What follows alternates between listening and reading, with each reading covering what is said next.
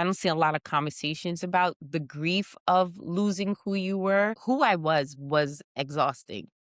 And the scenarios I was in was killing you. But she was also highly capable. And a lot of people had a lot of respect for her. And I had a lot of respect for her as well. The research says that that's called the false self. It's an identity built entirely around function, capability, and self-sufficiency rather than your own authentic needs. And it's richly rewarded with like praise, status, money, respect, and a sense of direction.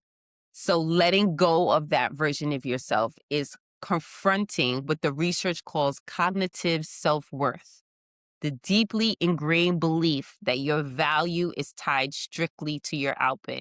And baby, I feel like that shows up in so many aspects of your life, right? Like the people pleasing, the relationships, the men you chose, the businesses you built, the fact some people become professional students, all of those things, right?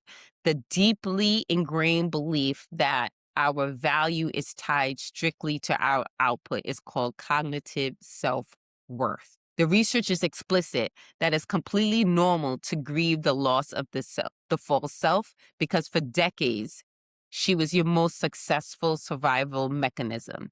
She kept you safe, even though she was destroying you at the same time. And you can't just, with a touch of a button, decide to stop missing her. I definitely miss her sometimes, and I miss knowing what I'm doing next. I miss having a plan that was like 10 years out. I miss feeling like I have complete clarity. I miss being like, boom, I want to do this certain thing and I'm working 10 to 15 hours per day to get it. All of that is gone now. I just don't have the capabilities. And then when you layer on single mom on top of that, it's just not there. So there's some grief there, you know? Now let's talk about like why feeling like a failure right now doesn't actually mean that you're failing, right? I don't know about you, but in addition to all of this, I feel so tired. Like, it's like my brain is exhausted. And I can understand why it would feel like that after, all these years of hustling and ambition and trying to make things work and figure things out and reading all these books and da da da da da. Like there's a profound level of exhaustion in me, right? And I also feel disoriented. I feel lost at sea a little bit, adrift.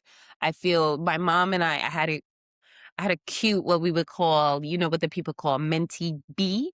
I had a little mentee B last week, right? So mentee B is like a real small mental breakdown, right? It's like the days when you get on the phone or you can't get out of bed for like one day, or you call somebody, you cry for a couple hours. That was me. I called and I cried for a couple hours, whatever. It's not the full bells and whistles. Like I had more of the full bells and whistles before, but this was just, I'm a cute little mentee B, right?